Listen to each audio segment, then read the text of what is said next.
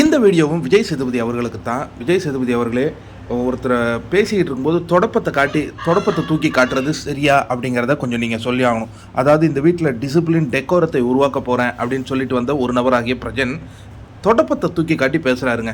இது எவ்வளவு ஒரு அநாகரிகமான ஒரு விஷயம் அப்படிங்கிறத நம்ம பார்க்கணும். சரி, என்ன தான் இந்த கான்வர்சேஷனில் நடந்ததுன்னு பார்ப்போம்னா, பிரியங்கா இவங்க திவார்கிட்ட சொல்லியிருப்பாங்க, உங்களுக்கு பயங்கர ஃபேன் பேஸு, சும்மா கலாய்க்கிறதுக்காக சொல்கிறாங்க, நீங்கள் சூப்பராக நடிக்கிறீங்க, நடிப்பாக இருக்க கலாய்க்கிறதுக்காக. ஆனால் திவாகர் அதை உண்மையிலே அவர் நம்பிப்பார்.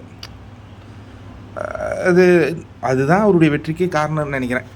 நம்புகிறாரு. இப்போ அது வியானா கிட்ட சொல்லிகிட்டு இருக்காரு, அந்த பிரியங்கா மேடம் என்னை பற்றி அவ்வளோ பெருமையாக சொன்னாங்க தெரியுமா, எனக்கு அவ்வளோ விஷயங்கள் நடந்துகிட்டு இருக்கான் தெரியுமா, ஆனால் அது சில பைத்தியங்களுக்கு தெரில அப்படிங்கிற மாதிரி இது வியானா கிட்ட அவர் பேசிகிட்டு இருக்காரு. அவர் இந்த சில பைத்தியங்களுக்கு தெரில அப்படிங்கும்போது பிரஜன் அந்த பக்கம் கிராஸ் பண்ணி போகிறார்.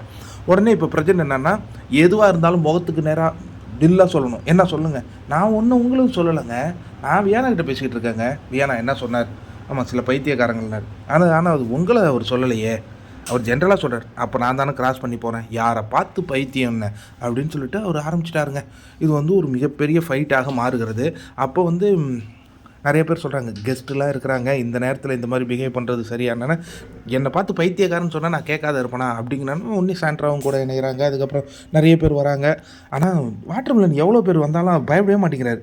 நான் உங்களை சொல்லலைங்க, நீங்கள் இப்படி கோவப்பட்டால் எனக்கு அது ஒன்றும் தெரியாதுங்க அப்படிங்கிற மாதிரி. அப்போ வெளியில் கேமரா ஃபோக்கஸ் பண்ணுது. ஏன்னா திடீர்னு இங்கே சண்டை நடந்துகிட்டு இருக்கும்போது வெளியில் ஃபோக்கஸ் பண்ணுறாங்களேன்னா, வெளியில் சபரியை உட்கார வச்சுருக்காங்க. பாவங்க சபரி, அதாவது அந்த ஒரு கேரக்டர் கொடுத்ததுலேருந்து அவர் உள்ளேயும் வரக்கூடாது போல இருக்குது.